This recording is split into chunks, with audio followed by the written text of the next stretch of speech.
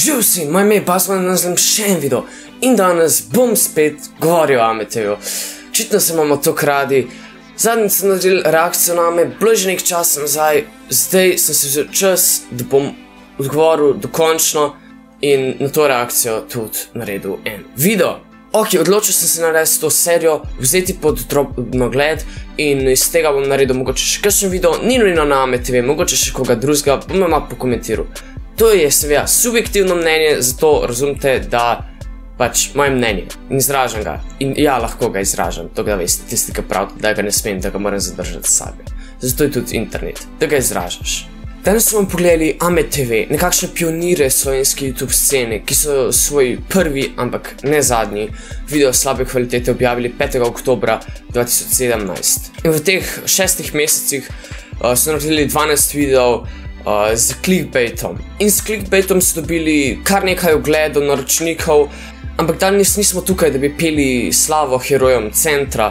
Danes smo tu, da jih bomo razkrinkali, pa začnimo. Vsi smo pričali temu, da je Ametv doživel takojšnji uspeh na YouTube sceni, ampak ali je to zaradi njihove že obstoječe slave? Že po ogledu njihovih socialnih omrežij vidimo, da so to nekakšni fejmiči in so njihove videe dolgo oglaševali na Snapchatu in s tem pridobili oglede in naročnike. Ampak težava je v tem, da nimajo neke vede o tem, kako težko je delati YouTube videe. Kot sem že rekel prejšnjič, da delaš YouTube je veliko se treba naučiti, veliko je treba vedeti in da dobiš z izkušnjami, ki jih Ametv nimajo. Ampak tega se nikoli niso naučili. Kar bojo objavili, bojo njihovi sledilci z veseljem pogledali in slavili kot umetnost, kot nekaj najboljšega, kar se je zgodilo, da so naredili, da to nič boljšega ne obstaja. Zdaj lahko objavljajo video praktično o čemarkoli in njihovi sledilci bojo jim peli slavo v komentarjih in z veseljem gledali njihove videe,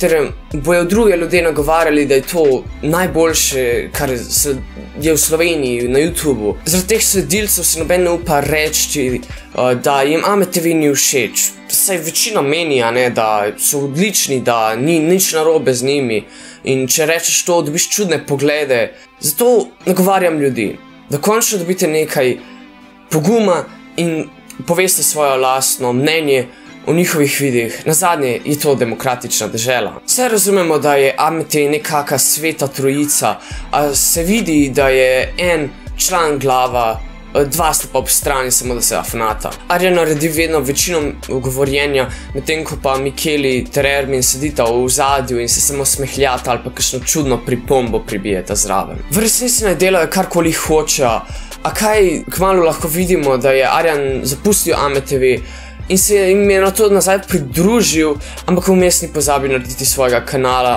V prvem videu pa zagovarja, da bo Ametv še vedno aktiven. Ter vmes z rokami toliko maho, da smo se celo gledalci nekoliko utrudili. Zdi se mi, da lahko brez slabe vesti trdimo, da je prva glava zelo lepo poskrbela zase, kot drugi dve prazno gledate v zrak. Ja, to je nezdrava obsesija, skoraj tako nevarna kot droge za Ametv.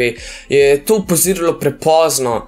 Če pogledamo tipičen Ametv video, lahko pazimo, da v vsakem videu nekomu dajo šautet, kot recimo Limboysom, ki v zaslugo veseljo vrnejo.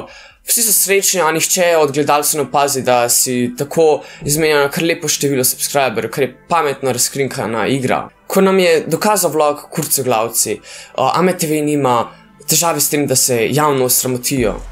Zdaj se gremo mi malo brukat tle, v BTC-ju. V City Park. Kot recimo, ko so po BTC-ju naokrog hodili z velikimi baloni v obliki, v katerem tudi psu grozijo smrtjo, ter temu, da bo Mikeli psa pojedel, se mi zdi naravnost grozno. Tudi v znake so se zaletavali ter metali stvari v avte, kar nekako pripričuje gledalce, da so taka dejanja normalna. Se ne bi lahko svoj kanal uporabljali za kaj boljšega, širjenje dobrih idej ter nekakšnih sporočil. A delati norce sebe je očitno precej lažje. V videu niso dali preveč truda, kar se vidi v slabi kameri ter nejasnosti besedil, ki jih govorijo. Tisto bogo staro gospo, ki so ji v voziček tlačili neke izdelke, gotovo je obupala nad mladino, kar je narobe.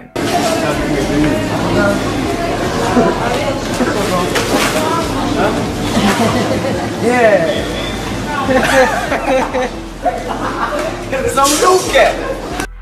Čeprav je število videov precej skromno, lahko vidimo jasen vzorec videov.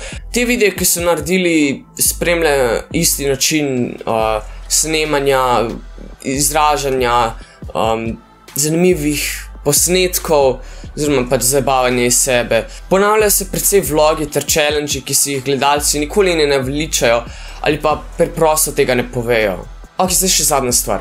Rad bi rekel tole, naredite video o tem, ker boste pokomentirali tole stvar. Da lahko naredimo eno debato glede tega, AMTV se res zasluži prostor na YouTubeu, kjer je trenutno, ali lahko tako nadaljuje. Naredite video, malo pokomentirajte to temo, zanima me, kakšne odgovore boste imeli. Tudi če ste na nasprotni strani, pošljite mi video, da ga vidim, rad bi videl od vseh odgovore. Lahko tudi napišete sam komentar, lahko pa naredite cel video, ko pokomentirate to temo. Delite ta video še z ostalimi, da lahko naredimo eno debato glede tega. In če vam je bil všeč video, se naročite in lajkite, da vidijo še ostali. Nasvidenje. Dio!